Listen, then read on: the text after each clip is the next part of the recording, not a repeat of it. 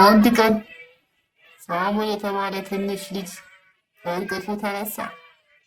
እናም ሳሙኤል ጥሩ ልጅ ነበር፣ ግን አንድ ነገር ገና መማር ነበረበት።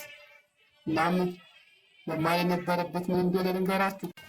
እናቴ ዛሬ ከጓደኛዬ ጋር ልጫወት እፈልጋለሁ፣ ትፈቅጂልኛለሽ?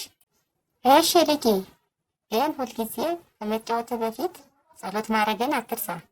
ና እኔም ወደ ስራ ልሄድ ስለሆነ ጸሎት አድርገን እንጀምር። ቢልጆ ቢልጆ ናፋ ስንጮት። እኔ አልጫወትም፣ ጌም እየተጫወኩ ነው።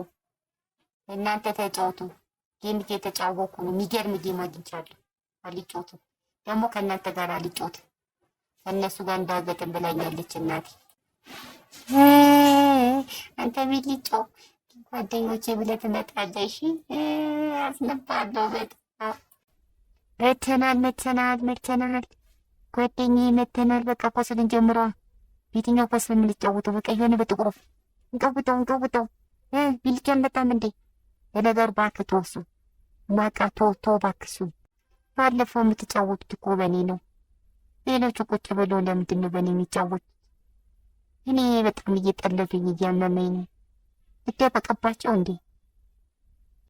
ተጀመረ ጨዋታው። ይጀመር። እኔ አጥቂ ነው በሆነው።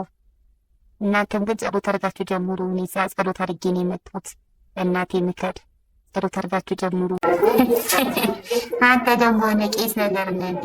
አሁን ጨዋታ ላይ ጸሎት ምን ያደርጋል? ኧረ ቄስ ሁኔታ እኔ እኮ ነግሬያችሁ ነበር ጭሎ ጨዋታው ከመጀመር በፊት መጸለይ እንደነበረባችሁ። አየህ ከድግ የደረሰብህ አደጋ። አሁን ይህንን ገና ወጌሻ ከሄደ ሁላ ምን የሚስተካከለው? አንተ ቦታ ነው የነበርኩም ሆነ ጸልዬ መውጣቴ ግን እኔ ከዚያ ጣታኝ። ጸሎት ከብዙ ነገር ያወጣል። ነግሬህ ነበር።